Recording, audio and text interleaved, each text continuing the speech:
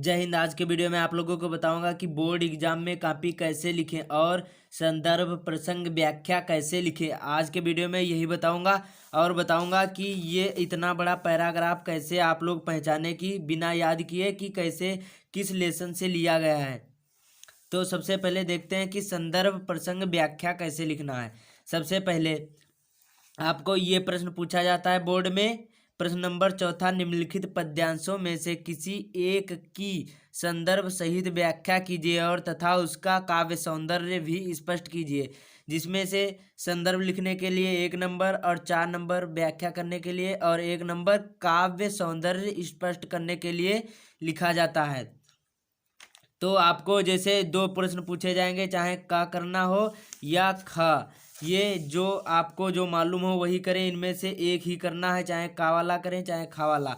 मैं का वाला कर कर बताऊंगा ये वाला कि किस प्रकार से इसकी संदर्भ सहित व्याख्या करना, संदर्भ प्रसंग व्याख्या कैसे लिखा जाता है।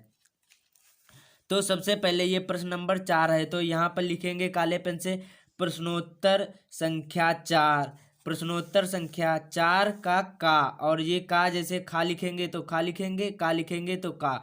उसके बाद में ऐसे लिखने के बाद उसके बाद में लिखेंगे संकेत। काले पेन से हेडिंग डालेंगे संकेत। संकेत में क्या लिखा जाता है? संकेत में ये लिखा जाता है जैसे पहले ये 2 शब्द पहले के आखिरी के 2 शब्द, जैसे कोई आप लोग गलती किए, यहाँ पर भूल गए लिखना, यहाँ पर का की जगह खा लिख दिए, तो संकेत में ये होता है कि जैसे वहाँ पर टीचर पहचान जाएगा कि हाँ ये इसी पैराग्राफ से लिया गया है। इसलिए संकेत लिखना जरूरी है, पहले के 2 शब्द और आखिरी के 2 शब्द, और बीच में डॉट डॉट करके ऐसे लिख देंगे। उसके बाद में संदर्भ कैसे लिखना है? काले पेन से हेडिंग डालेंगे, उसके बाद में संदर्भ लिखना है प्रस्तुत पद्य खंड हमारी पाठ्य पुस्तक। यहाँ पर पद्य खंड, यहाँ जैसे यहाँ पर ये पद्यांश है, यहाँ पर जैसे गद्यांश ये वाला होता, ये वाला होता, तो यहाँ पर गद्य खंड लिखते और यहाँ पर पद्यांश है तो पद्य खंड लिखते हैं। तो प्रस्तुत पद्य खंड हमारी पाठ्य पुस्तक हिंदी के, और ये आपको पहले पढ़ना है अच्छी तरीके से।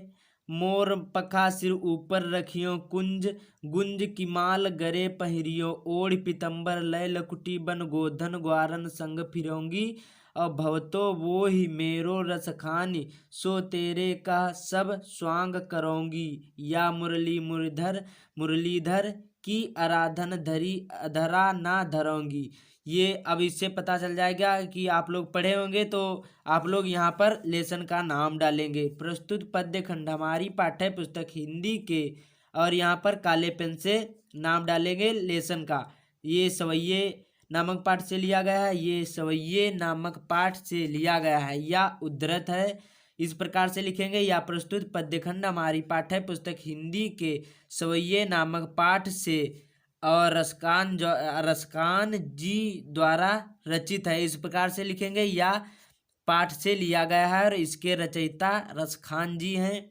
पद्य में, पद्यांश में रचयिता लिखा जाता है और गद्यांश में लेखक लिखा जाता है, ये आपको ध्यान रखना है संदर्भ लिखते समय।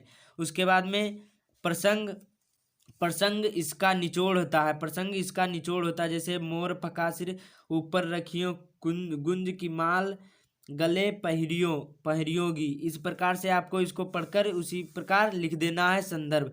प्रसंग में प्रस्तुत पद्य खंड, उसी प्रकार से संदर्भ की तरह में कवि ने, यहाँ तक लिखेंगे। उसके बाद में जो आपके मन में जो मेन पॉइंट लगे वही यहाँ पर उतार देना है।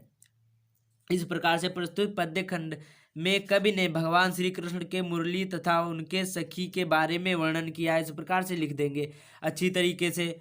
और उसके बाद में व्याख्या करना है, काले पेन से हेडिंग डालेंगे व्याख्या की, यहाँ पर व्याख्या की हेडिंग डालेंगे, व्याख्या की काले पेन से लिखेंगे।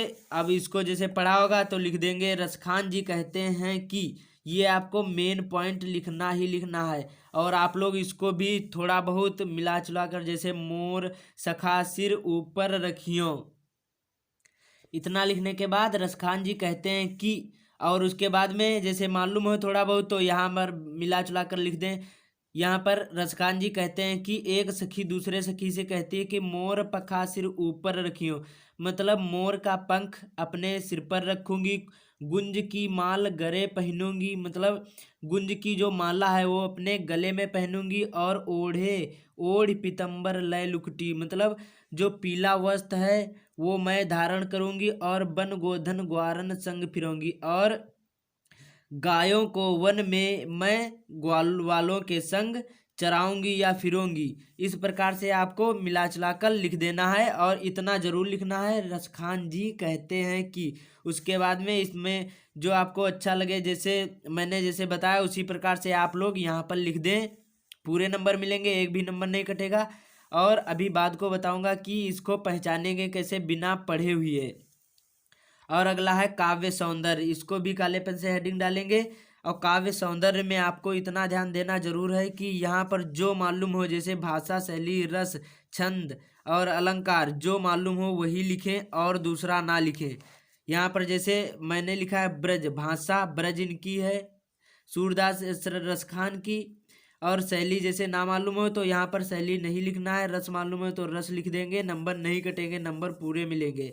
जो मालूम हो वही लिखें, जैसे यहाँ पर भाषा मालूम है भाषा लिख दिया, रस मालूम हुआ तो रस लिख दिया, और छंद मालूम हो तो लिखें, ना मालूम हो कोई बात नहीं, नहीं लिखें यहाँ पर। इस प्रकार से अब इसको जैसे पहचानना कैसे है, तो यहाँ पर देखिए, मोर पका सिर ऊपर रखियो, गुंज की माल गरे पहनोगी।